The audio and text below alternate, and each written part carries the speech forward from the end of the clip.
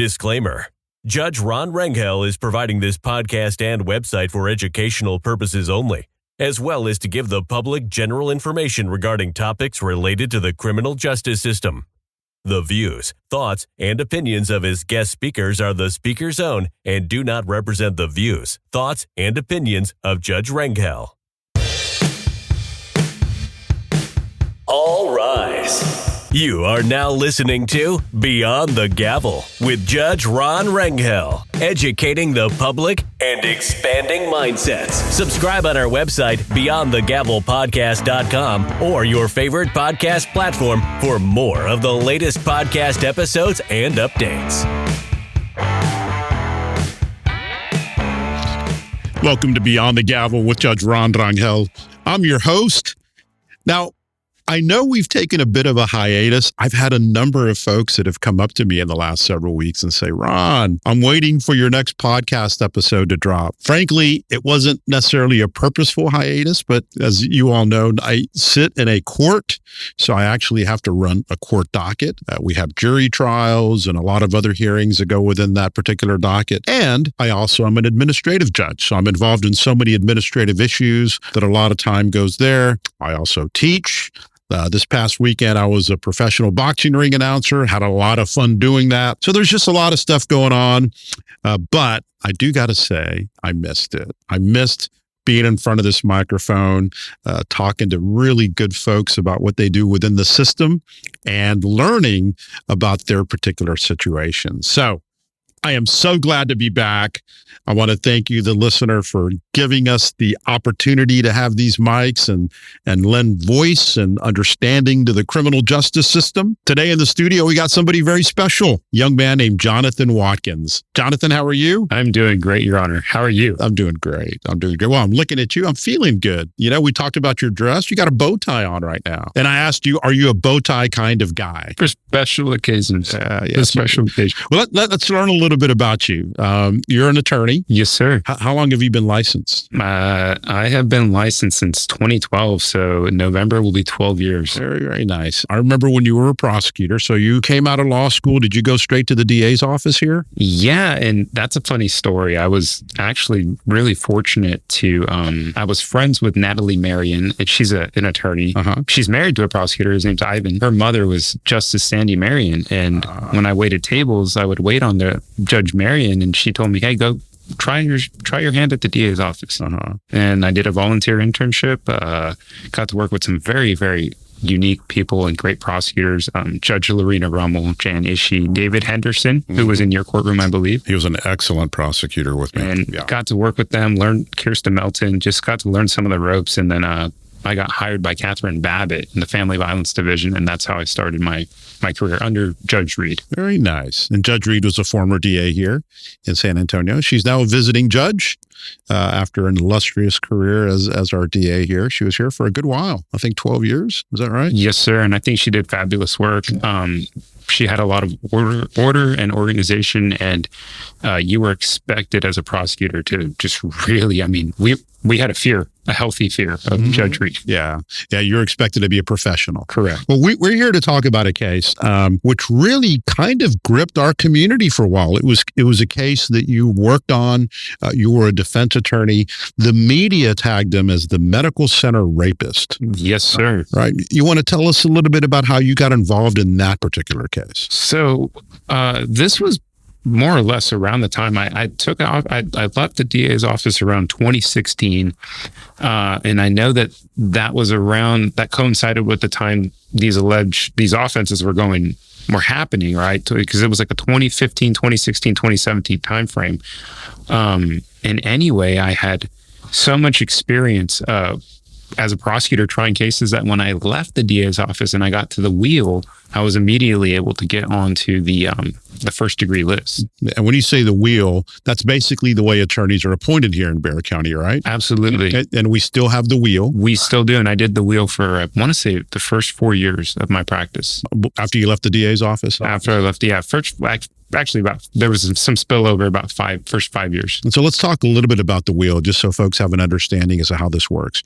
We calculated a couple of years ago that about 80% of folks that get arrested in Bexar County don't don't have the means to hire a lawyer. The Constitution requires, under the Sixth Amendment, that you do have a right to have an attorney. Whether you choose to exercise that right or not is up to you. Everybody is appointed a lawyer when they don't have the means to hire a lawyer, and they're charged with a crime when they can go to jail. And so to do that, you have to qualify to be on this wheel. There's different levels of qualification. They start at the misdemeanor level, and then you go up to the felony level. And on the felony level, there are different categories of what it is that you can handle. We have state jail felony, third degree, second degree, first degree, and then a capital list, which is totally different. Those are death penalty type cases. But to get on that wheel, you got to have certain amounts of trial experience, which means you've sat in on some cases, you've handled some trials, you've taken some classes. We call them CLEs and legalese in the profession, which is continuing legal education courses. Judges have to take the same thing, but it's related specifically to judges. So my thought is, when you left the DA's office, it happened to me. When I left the DA's office, I was immediately qualified to handle first degree felonies because of the trial experience you had in the office. Is that right? That is correct. All right. So you were on the wheel. You did everything that you were supposed to do to get on there. You got appointed this case? I was appointed this case. Was it randomly or did the judge specifically? No, I'm pretty sure it was random. Yes. Because I just got the email. At that time, they give you a fax and an email with the appointment notice. And when I first got that, I remember it was a fax. When I first got that, I saw the multiple charges, and I looked, and then I put two and two together almost immediately, and I'm like, this is the alleged Medical Center Rapist. Yeah. And I later had to apply through a motion. I had asked the judge to appoint a second counsel, Monica Guerrero, who has spoken on this podcast. Yeah, she was early on. She was my co-counsel, and that's another person. We were talking about mentors, Judge. What a person to learn from as far as trial advocacy goes. Yeah, I love Monica. I remember the first time I came across her in court, I thought she is tough. She is so easy to talk to. Just a really, really good person. And she's handled some really big cases in our county, right? So you asked for her to be a second chair, and that's up to the judge. And generally speaking, judges will appoint a second chair on these high profile type cases. So what happened then? Well, we got her on the case a couple of months in, and Judge, that was just so helpful, because this was a case that had, our client initially, I believe, had 6 charges that were pending: 5 aggravated sexual assaults and 1 aggravated robbery. So these are 6 separate complainants? 5 separate complainants. What they ended up doing was the case we went to trial on ended up becoming a 2-count. I believe count 1 was an aggravated robbery count, and then count 2 was aggravated sexual assault. And then so they indicted it, and then it turned into, I believe, 5. And so let's kind of explain that a little bit as well for the listeners. So cases can be charged as multiple counts. And multiple counts basically means these are independent individual cases that are charged in one indictment. So each count within an indictment can be charged, tried, and punished individually, and actually in some cases stack one on top of the other, particularly in sex cases. Intoxication manslaughters are another type of case that sort of comes to mind. I'm not real familiar, to be honest with you. You know how it is when you're a judge working in a court. You got so many other things going on. I never really pay attention to cases outside of this court. So you're going to have to fill us in a little bit as to what the circumstances were around those charges. Right. So this was an ongoing investigation. And in fact, it was highly covered by the media before any arrests were made. And basically, Mr. Harris was accused of committing a string of consecutive sexual assaults against different complainants, right? It all kind of comes to a head in May of 2017. SAPD has a task force. They have the medical center area. They have that thing just booked with officers doing observation, walking a beat, talking to people. And then on May 26th, a lady says, hey, this guy accosted me. He attempted to, assault me, and I was near this Valero. So then they pinpoint it to that Valero, which was on Babcock Road. And then they just run the surveillance footage, and they get a still shot of our client. He's matching that description. And they're like, hey, the detective says, this kid looks young. Let's take this to the high school. The closest high school was Marshall. And then the basketball coach is like, hey, that's AJ. Mm-hmm. So then after that, they began monitoring him. It's what we legally would be considered surreptitious monitoring, where they don't have any warrants, but they're just putting eyes on him. And then at the request of SAPD, the school police obtains a straw. That straw is then forensically tested, and it comes up as a hit for these 5 different SAPD case numbers. That's very interesting. I did look at a Fourth Court of Appeals opinion, and just so folks know, and I may or may not have referenced this on this podcast, but judges can never talk about open cases. And so all the cases that we talk about in this forum are cases that are no longer considered open. And the way the law works, once a case has gone through the Intermediate Court of Appeals here in San Antonio, that would be the Fourth Court of Appeals, and the case has been resolved there. Let's say that they've resolved it and say that the case has been affirmed, which this case was affirmed, then that's a closed case. So this is something that we can talk about. But I did have an opportunity to review the Fourth Court opinion, and it seems like the obtaining of that DNA from the straw, that was a legal issue that you made a point of in trial. Is that right? That is correct. Yeah, we filed a motion to suppress. So we had the DNA, which obviously is the most glaring issue as defense counsel. And then we had a confession. So we had two different things. We were trying to suppress both on different grounds. But yeah, the way it happens, they get the straw, they run the test. A week later is when they apply for a search warrant, and it's for the home and for the buckle to get his DNA. And then it all comes back as a forensic match. So they initially, sir, they didn't have any type of search warrant. They're just watching the kid. They obtained the straw. And I think that the state was trying to argue it was abandoned property. And when that straw thing happened, it was during a lunch break. He went to go give his girlfriend like a sandwich or something from Carl's Jr. And the janitor is wiping the table, and then the officer's there. You kind of, hey, give me that straw. He's like, hey, we already touched the straw. I accidentally, cleaned the cup and I hit the straw. So then his friend is there, his high school friend, and his friend's like, yeah, I guess you're right. So then that's how they take the straw. But at that time, there's no search warrant. A motion to suppress is a legal filing, right? Correct. Which the defense or defense attorney makes. They're basically asking the court to exclude whatever evidence that the state has based on some sort of violation of a constitutional right. Here, generally speaking, we're talking about the Fourth Amendment, which is a very interesting process.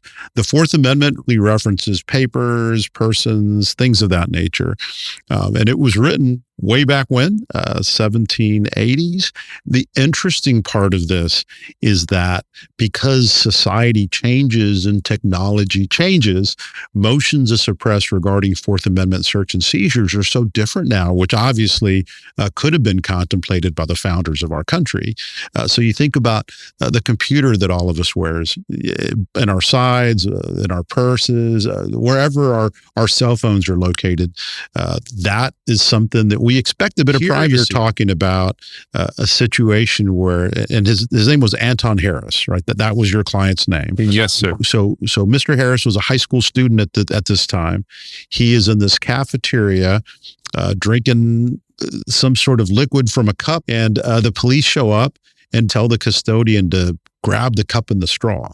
Yeah, and they believe that the straw may have been discarded in the trash, and then it was apprehended. Now, police have been known in the past to be able to successfully obtain evidence by going through somebody's trash, right? So if somebody has something that they throw away, they can go to the curb and take that. So what's the difference between that kind of an issue where they're taking evidence from the curb that's been discarded versus the straw that somebody used in a school? Yeah. So what the state had tried to argue was that the straw was abandoned, and we said no. And what we're trying to argue is that, when you were talking about the person, their papers, their effects, hey, your saliva and your DNA, potential DNA evidence, that's still something that should have a reasonable protection, or you should have a reasonable expectation of privacy with that. So we were just trying to argue that the proper protocol would have been for the detective to apply for a search warrant, and then they can just go get a buckle, Well, I saw a case in the past where somebody was accused of some sort of sexual assault, and they mailed a letter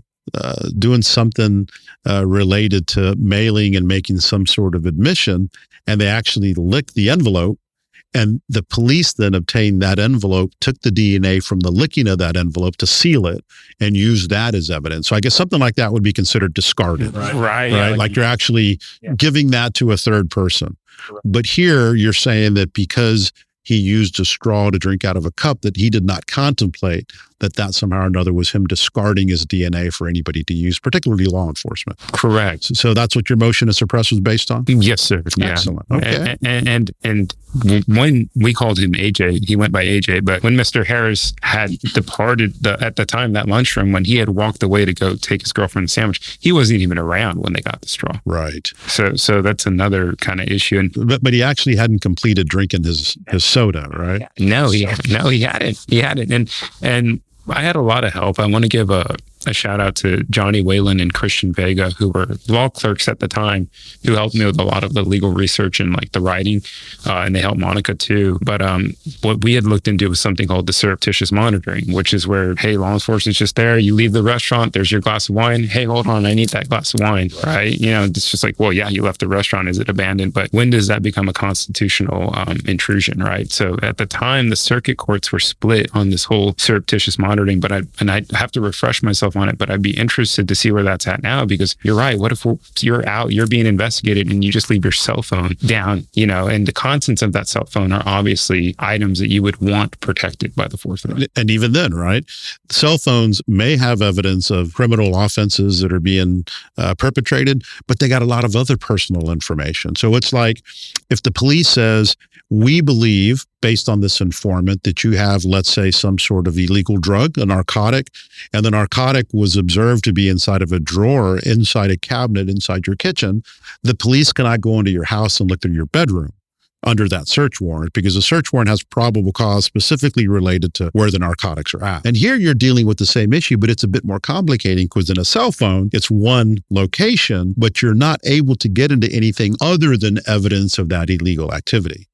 That's why search warrants, when it comes to electronics, comes in two different forms. There's one to actually obtain the devices, but there's another warrant that goes into whether or not you can actually view the contents of that cell phone, because it could be anything that you could come across. And to dovetail on that line of thinking, right? What about these apps that we're all using? Right. They all have very precise user agreements. Maybe you're signing some type of agreement that authorizes law enforcement to contact the company and to do like a law enforcement investigative request. And now they have your whole Snapchat history or what have you, right? Like, because a lot of the younger crowd, they're using those applications to further their, criminal episodes potentially. Yeah, and a point that you're making, which I understand, is that these issues are not so black and white. Not at all, sir. No. Ever, right? Because every situation is so different. A judge or a court has to look at these things and balance. Is this abandoned? Is it not abandoned? What is the contemplation of what's going on in somebody's head? And Judge, it's like, I know you love football, but any given Sunday, it's kind of like that. That's exactly right. In a court of law. And sir, I'm sure there have been plenty of occasions where you have busted your butt the whole weekend getting ready for trial on that one case that is, air quotes, supposed to go, and then it gets passed over, it gets continued, an Brady issue comes up, new discovery, somebody recants a statement, and then now that whole weekend you spent sacrificing your time to work on behalf of your clients. It's just, there's so many variables, I guess you could say. Yeah, and attorneys nowadays got to take so many cases, and it's obviously not just one case at a time that attorneys work on. So I know you filed that motion to suppress. The idea there is, if you're successful and you can show that the police obtained this evidence illegally, then that would be excluded from a trial. Yes, sir. That's the remedy. Or any fruits that come from that particular bad act that law enforcement or the state agent did to obtain that evidence. You filed motions to suppress based on the seizure of that straw and the DNA, and then two subsequent warrants. I know one particularly was based on that straw, and the other search warrant was based on other issues according to the warrant. So what would be the difference then? Why is it that the straw, the trial court at that time found to be obtained illegally as an illegal search in violation of the Fourth Amendment, and the subsequent warrant, which referenced a straw, was not found to be in violation of somebody's Fourth Amendment rights? What the Court of Appeals talked about was something called the independent source doctrine. So if it had independent factors that were separate from the alleged infraction, like the straw, in this case, the straw being illegally obtained or seized, if there were, we had a description, they had this still photograph where he was identified. They had witness descriptions that were, and again, none of the complainants could really identify him, but there were descriptors, physical characteristics. This is how he looked. This is how he dressed. This is where he lived. Where he lived, correct. Mm-hmm. The geophysical location. So there were independent factors, but yeah, when we took the whole motion to suppress to court, it was arguing about the straw, and then kind of like what you were talking about, we call it the fruit of the poisonous tree. We're like, hey, the bad apple started this whole domino effect, then everything that comes after that bad apple should be considered spoiled and inadmissible. So that's what we were trying to argue. But the motion to suppress with the straw, granted. Motion to suppress with the 2017 warrant, denied, and motion to suppress on the 2019 warrant, denied.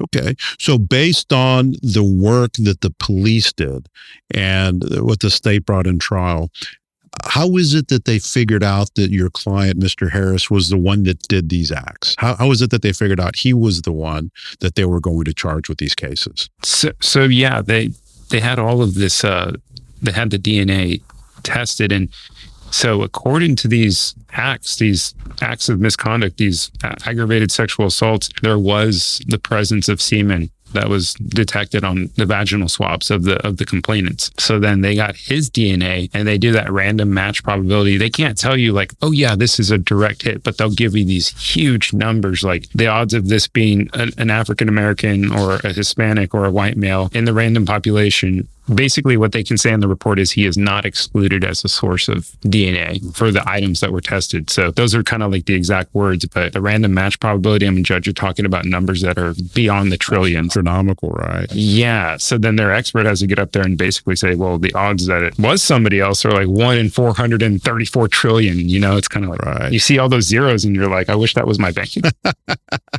Well, that's an interesting concept, right? You reference a buccal swab or a buccal swab.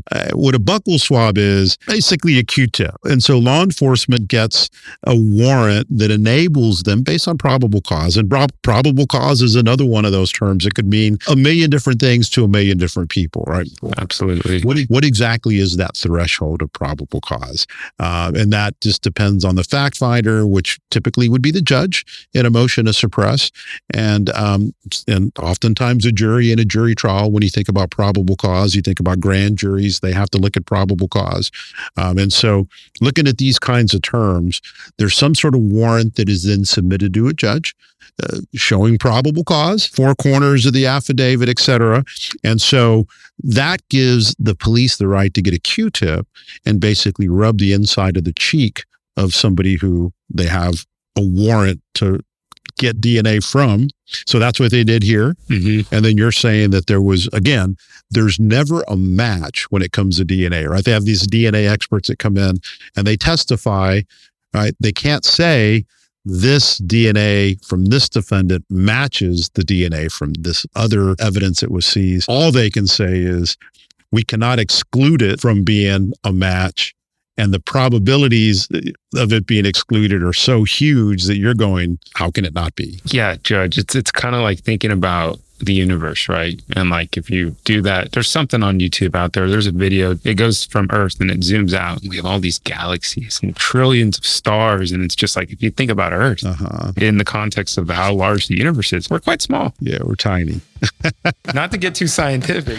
No, Jonathan, I'm enjoying this conversation with you in this first part of our discussion related to his case. Let's do a quick Q&A break. We'll be right back. This is Q&A with Judge Ron Rangel. Submit your question today at beyondthegavelpodcast.com. Welcome to the Q&A break. I'm here talking with Jonathan Watkins. Jonathan, I just got this question from one of our listeners. I'm going to read it. Both of us then will be able to analyze it and talk about it. Question reads as follows. How are you able to charge someone with a crime from 10, 20 years ago? What do you think, Jonathan? I think that answer depends on what type of crime is being alleged. Because in the penal code, we have statutes of limitation, limitation periods on when you can bring forth a criminal complaint. Certain offenses, like I believe sexual assault, recently was changed back to no statute of limitations. Previous to that, it was there for just felony too, sexual assault, I believe there was a 10-year statute that was in place. There's a lot of types of offenses that have no statute of limitations. Things like aggravated sexual assault of a child, aggravated sexual assault, aggravated robbery, maybe? Was that an unlimited? That might be, yeah. Yeah. Murder cases absolutely do not have a statute of limitations. So that means that law enforcement can pick up a case. Let's say it's a cold case murder. Right? Somebody was murdered 30, 40 years ago, and they just recently obtained a break, and they're able to get information and evidence and then go ahead and file somebody who they believe committed a crime 30, 40 years ago. That's possible. All right. The interesting thing is the law that is used in a trial, and I've had cases that I've been involved in where, let's say, a crime had been alleged to have been committed 20, 30 years before. The law that is used in a trial is the same law that existed when the crime was committed. So we've been in trial where we're scrambling to find books. And this is before I got access to the internet as easily as we do now. I think I was a prosecutor in one case, and we were still using the books. We had to go back and find a book from 20, 30 years before that had the penal code, that had the code of criminal procedure, because whatever existed then is the law that would be applicable in that trial. Not so difficult today with the advent of technology, but it's still something to be cognizant of. It's one of these situations where it's like the law was changed 5 years ago, but since this offense date is 10 years ago, even though this is what we're using now, we have to sort of forget about that and go back to whatever it is that existed at that time. Yeah, and that goes as far as penalty ranges go too. That's exactly right, because penalty ranges have changed, as you just... So you would have to apply the proper... you would have to, I guess, give the jury an instruction if there was a punishment phase. Hey, this is what even though the range of punishment might have been increased since cold case had arose. Here's another interesting aspect of that. Let's say somebody is charged with something that is a crime today, but that crime didn't exist 20, 30 years ago. Then the state can't bring that to trial. Yeah, I think then you have actual innocence, you know? Mm-hmm. Interesting. There's a couple of different versions of that, I think. There's the whole, you had an alibi, right? Uh-huh. And then the legal innocence, which is hey, they changed the code. This isn't RICO, or that wasn't racketeering. Because the law wasn't prescribing that as criminal conduct at the time, arguably did somebody just get off? Yeah, and over time, defenses change. So maybe elements were different in a defense that could have been used 20 years ago. But like an affirmative defense or something like that. Oh, we could analyze this one for a long time. That's actually a very good question. That is, yeah. Keep those questions coming. Head over to beyondthegavelpodcast.com to send in any questions that you may have. Let's get back into the show. This is Q&A with Judge Ron Rangel. Submit your question today at beyondthegavelpodcast.com. Welcome back to the show. This is part one of my interview with Jonathan Watkins. So for folks to understand, every trial we sit through, we learn more than just the law. Yes, sir. Yeah, we learn from these experts on how these things work. DNA is always confusing. There was a real interesting case that we had one time regarding an intoxication manslaughter. Blood was drawn from this defendant. He had something like a 0.3 blood draw alcohol content, which is huge, which is somebody that's how can they even be standing up type alcohol in their system. Jury found him not guilty because the defense attorney successfully argued that the blood had been contaminated. Wow. And so that's always the argument with something like that. And beyond that, how else would you argue something that is scientific like DNA? Right. It's very difficult. So I imagine you were confronted with that situation. Yeah, it was tough. I mean, but you still, you could get them. You could get them to agree with you that, yes, they can't not definitively tell you that it's your client because of this random match probability and the no exclusion kind of terminology. But you would also get them to concede that there have been human errors. There have been mistakes. There have been people who have been wrongfully convicted in our system and who have had to serve many years on a sentence only to later now be exonerated. What is it exactly that your client was accused of? We know the charges, but what acts did the state accuse him of? So what had been ongoing, so this all kind of really it started when he was a little bit younger. About how old do you think? He was a star basketball player. He was very charismatic, and I mean, he was just the most polite kid to me. In high school. And respected. So he was accused of groping a woman at an apartment like in 2015, I want to say, or which would have been about 2 years before the arrest.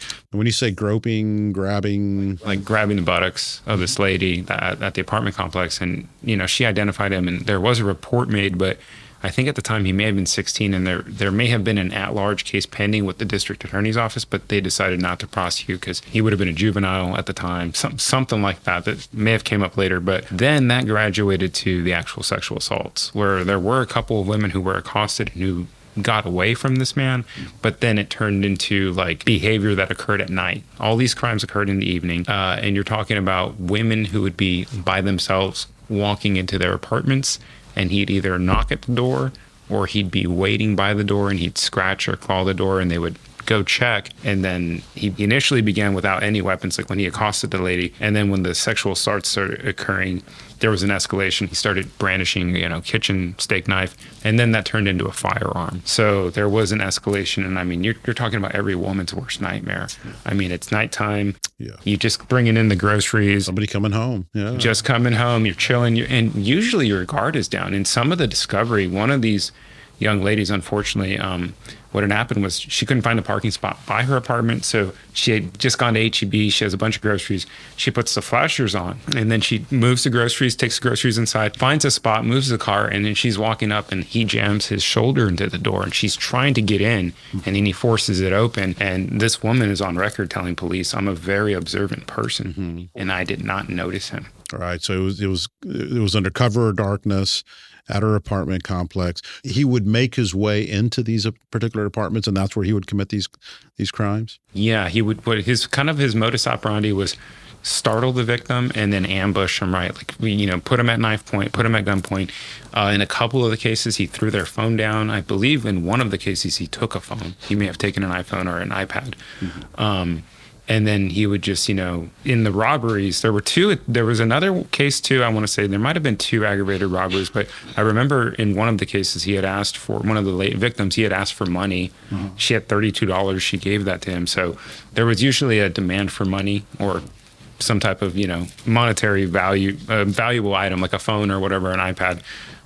And then he would perpetrate the actual sexual assault at knife point or gun point, which obviously that's very chilling to even think of. And that's what makes it aggravated, right? Because sexual assaults, let's say that there is a sexual assault committed as a result of a date. Couple goes out, man oversteps himself. Let's just use an example. Woman says no repeatedly, does not want it, and he forces himself on her. That is a second-degree felony sexual assault, generally speaking, right? There could be other factors that would change that, but just generally.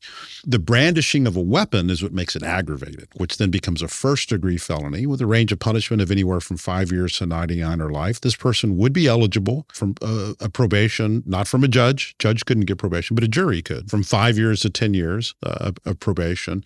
And so this makes it a much more serious offense. It's my understanding that in one of these subsequent search warrants, he was actually found to have had some of these items that he took from these ladies in the course of committing these crimes. Correct. And what they also found obviously it goes without saying, you can execute a search warrant on any home in San Antonio and you're going to find kitchen knives, but they found a firearm that matched the description. The firearm didn't belong to him. I believe it was the stepfather's firearm. But they would hide the gun and he would take it at night. They also found some clothing that matched the description, like hoodies. He was known to wear like hoodies and bandanas, and multiple complainants had mentioned blue and white Nike like shoes. I believe those were also recovered. And then there was something that I read about him walking along some chain link fence that had a hole in it or something. So he lived in the medical center. I think a couple of these crimes occurred off of Oakdale Way, a couple of them.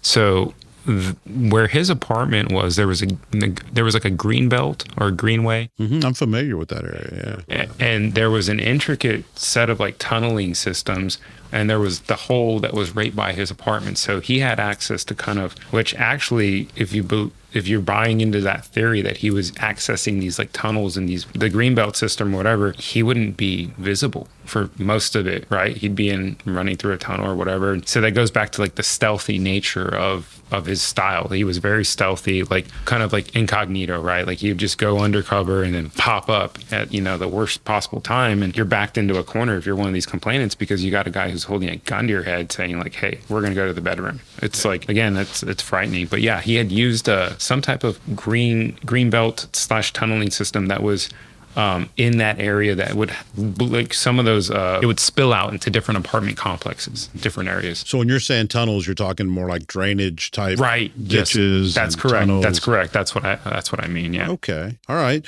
So what was the general mood at that time? My recollection of that era, and we're talking a good 5 years ago, maybe, when this was really being played up in the media. People didn't know who this was. They just knew that there was a series of sexual assaults, aggravated sexual assaults that were happening in the area around this particular time. There was a lot of fear. I remember people were really talking about this, or somebody out there who's sexually assaulting ladies randomly, and the police don't know who it is. Yeah, and all you had was, I think the Rangers had done help SAPD do the composite sketch, and that was being distributed. But I mean, it was almost like you didn't want to go out at night, and especially in that medical center area. So it was like the serial nature, and at that time, you're right, there was a lot of pressure on police to kind of solve this thing, number one. Mm-hmm. And number two, again, there are a lot of young women who live in that medical center area. Maybe they're in school for nursing. Maybe they're in school for medical school. Maybe they are nurses. Maybe they're nurse practitioners, or they're on their way up. It's just a densely populated area. There's a lot of students and young professionals. Professionals, yeah. And so I think people were losing their minds a little bit. But I think also, too, this is like a moment where if you're a father and your daughter's out of state and she lives over here, it was just very highly alarming and concerning. So, yeah, the mood was very, very tense. There was a lot of fear. Yeah, when I was in graduate school, I lived in that area. When I was in law school, I lived on Oakdale Way as a student. So, yeah, there's a lot of law students, medical students. One of my best friends lived in the medical center. I forgot his name's Omar. He's a civil attorney in the Valley now, but we would always go hang out over there. And you're right, there was a lot of like bars and social events that were in that area. As you referenced, the police were able to take descriptions from these victims or complainants. They were able to draw a composite. Did Mr. Harris's physical features, his facial features, his body, did it all match the descriptors? Yeah, so it was a young black male, and some of the complainants had said lanky or slender. The height was the only thing I thought that was off. Like in most of the descriptions, it was 5'8" to 5'10". He was actually 5'11". But other than that, youthful, like a high-pitched type of voice almost. Mm-hmm. So a lot of the descriptions were the same, but none of them, again, could really, pinpoint him in court and point to him and say, yeah, that was the guy, just because the face was covered. So he was never really identified in court. Correct. It was just through the scientific evidence. So then these physical descriptors were used in order to obtain the warrants to get the DNA, the buccal swabs, which then allowed them to charge him. Oh, okay. There's something I read where law enforcement actually observed Mr. Harris in this parking lot in an area where he was acting suspiciously, things like crouching between cars in dark areas, looking at different passerbys that were going by. What was the situation with that? Yeah, so I believe, I'm not sure, what is that? Like I don't know if it was a cafe or a hookah lounge, mm-hmm. a popular, and it was nearby that area. And he was like seen in like parking lots, just kind of like, randomly like ducking between cars and like looking. And when people would exit the establishment, the business, I believe it was a hookah lounge. I'm not sure of the name of it. That's when they noticed something was a little, off, like, because there were a lot of females that would go to this lounge too. So they would come out, they would go in, and he was just being very suspicious, just not normal. You're not just going to hang out like, hey, I'm going to go hang out with the boys and play basketball, right? Maybe that's what was told, or maybe that was the story. But then you go to like this highly populated area where you're going to run into some females at night, and then you're ducking in and out of cars. And yeah, they did see him do that. So then that was one of those, like we were talking about, that independent source, or those independent factors. That was, again, a factor that the appellate court had discussed as well. They basically took all that independent evidence then and turned that into something that they could subsequently get a search warrant and at that particular time figure out the issue regarding the DNA. Correct. And going through the appeal, which is always a benefit for me, having an ability to look at appeals. And obviously that's important to me in the job that I do, right? Because I never want cases to be appealed. I want to make sure that we try cases right the first time. Part of the appeal that I noted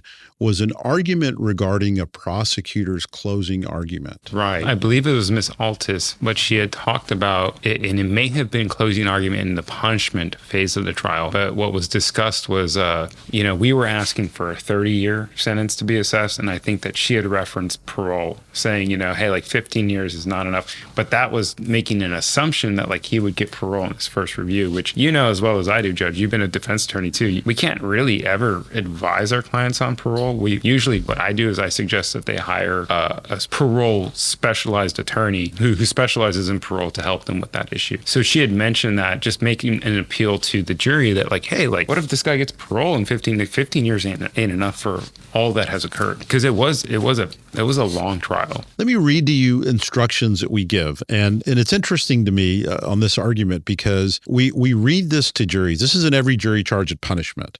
And this comes from years and years of case law and things that other courts have found to be reasonable jury charges of punishment. And it states this, and this is something that was read in this particular case. It says, the length of time for which a defendant is in prison may be reduced by the award of parole. Under the law applicable in this case, if the defendant is sentenced to a term of imprisonment, the defendant will not become eligible for parole unless the actual time served equals 1/2 of the sentence imposed, or 30 years, whichever is less. Eligibility for parole does not guarantee that parole will be granted. It cannot accurately be predicted how the parole law might be applied to this defendant if sentenced to a term of imprisonment, because the application of that law will depend on decisions made by parole authorities. You may consider the existence of the parole law. You are not to consider the manner in which the parole law will be applied to this defendant. Now, I have to read that every time we have a punishment trial, and judges have to read the charge. The charge goes back to the jury. And so as a result, I think of that language, sometimes I read in a lot of newspaper articles or TV articles that there's an argument that's made where it's like, this person was sentenced to 30 years in prison. They'll be eligible for parole in 15. And then people are outraged by that. They're like 15 years and they get angry. But the reality of it is jurors are not supposed to consider how it's going to be applied because, frankly, somebody may never get parole. Or, generally speaking, when folks are paroled for an aggravated felony like this, they don't parole in half the time. That's just when they're first eligible, potentially, when you look at all the factors that come in. And everything you said there is just spot on. I mean, because you're right. I've seen that phenomenon happen too. Where sentence, even if it's a 15 or 20 year sentence and maybe it's halftime parole, oh my goodness, and people are just outraged, and it's like you're getting yourself worked up about a variable you have no control over, number one, right. Or the guy may end up doing 90% of the sentence. So if it's a 30-year sentence, he does 27 years. Maybe that was enough to keep society safe, right? And honestly, Judge, what this really makes me think of is one of my favorite movies, The Shawshank Redemption. Yeah. Morgan Freeman's character, Red, in the movie. I mean, he has served, I think he's finally in the 40 or 30 plus years, 40 years. Yeah. And the final parole review is like, you consider yourself rehabilitated. And he just goes off. He goes, young man, I'm just another reason for the government to put a young man like you in a suit and have a job. And then they stamped the approval. So they stamped it as approved. And then he later goes on to meet up with his friend Andy on the beach in Mexico. The rest is history. But if you know that movie, if you get the reference, that's kind of like a good analogy for how parole works. Like, the first few times he applies for parole, he gives this brilliant speech about how he's reformed and how he's a changed man. And it's only when he's out on his luck, his last final, I don't care anymore. No cares about it. And then finally they approve him. So, and I know that's like a movie example. But no, it's a great movie, first of all. I recommend that movie to anybody that hasn't seen it. But, it's one of those classics. It gives you so many different ideas as to how the system works in a really good sense. To me, the interesting part of that whole thing is that we have developed parole law basically as consideration back in the day, and I'm going to say 10 years ago, I actually got some document from parole authorities. And now folks can't quote me on this, right? This is not me speaking as a matter of fact. This is just speculation, because all parole is, for those of us on the trial court level, is speculation. You don't know, right? You can never tell a client, you're going to do this many years, you will parole out at this time. All I remember as a defense attorney, all we could ever tell folks is, if you get this sentence, this is when you'll be eligible for parole. Frankly, it's not very common, especially on aggravated cases, that somebody will parole out when they're eligible. It just means that that's when the reviews will start. And it's up to the state and parole boards, which are appointed by the governor's office. So they're officially under the executive branch of government, not the judicial branch. Judges don't have any ability to state whether or not somebody should be paroled and at what point they should be paroled and those types of things. But there used to be this vernacular within our system that attorneys and judges on the criminal court side would say, if you got an aggravated felony, you probably are going to serve about 80% of that time. And frankly, a lot of folks serve 100% of that time. Right. So in order for a prosecutor, and I'm not talking about this case because I know Miss Altis, she's a good lawyer and I like her a lot. She used to be a prosecutor with me for a long time. But I do know that these kind of arguments used to be made of, don't give this person 30 years if you don't think 15 years is enough. Because the parole law allows you to consider the existence of parole law. In that sense, part of the appeal was related to whether or not this was harmful error, right? Because what is said in jury arguments is not based in the Constitution. Those aren't like the fundamental rights that are looked at. So the issue there is, did a violation of a defendant's substantive rights, I think that's the actual language that is used for closing arguments in this type of situation, whether or not those substantive rights have been violated. And frankly, there's something called curative instructions, which we talk about a lot in class with my students, because let's say somebody says something really terrible that you're not supposed to say in court, but a judge can turn to the jury and say, I'm instructing you to completely disregard that answer. Correct. I really enjoyed having this conversation with you, Jonathan. Thank you for having me, Judge. I'm so honored to be here. Oh, I'm honored that you're here. Believe me. It's like one of those moments in life where you just have to thank God for where you're at and what you have and what you're working toward, and it's just, it all comes full circle, I mean, it's just, I don't know. It's wild. It's hard to it's kind of like it's surreal, right? Yeah, absolutely. Sometimes I go through those periods myself. Really? Where I kind of think about where I'm at and how I got here. I mean, I started from humble beginnings as well. And as a child, I tell my students this, I really didn't necessarily want to apply to law school when I was a graduate from college. And the reason for that is because I felt like people that were lawyers back then, now this is back in the early 90s, very early 90s, they didn't look like me. They didn't come from my background. It was a different type of a demographic of those that actually went to law school. So to look back and kind of see what has happened in my life, I feel very blessed. I feel very fortunate. And we're always reminded that we'd never get here by ourselves, right? There's always folks around us that give us support and love, and without that, we could never accomplish anything in our lives. Judge, if it wasn't for all those peanut butter and jelly sandwiches my mom had made me, right? It's like crunchy. Yeah, it's got to be crunchy peanut butter. Yeah, she would switch it up, but she was a single mom, and sometimes I'm talking Hill Country Fare white bread with that potted meat kind of, the canned potted meat. Right. Yeah, that's right. We've reached the end of this episode, part one of two parts of our interview with Jonathan Watkins. Thanks so much for listening. Don't forget to subscribe and keep sending in those questions. Remember that you can now text the show by clicking Text the Judge to send in your insights, your reviews, and your questions. I'll mention them during the break. We'll be back with part two in 2 weeks. You've been listening to Beyond the Gavel with Judge Ron Rangel.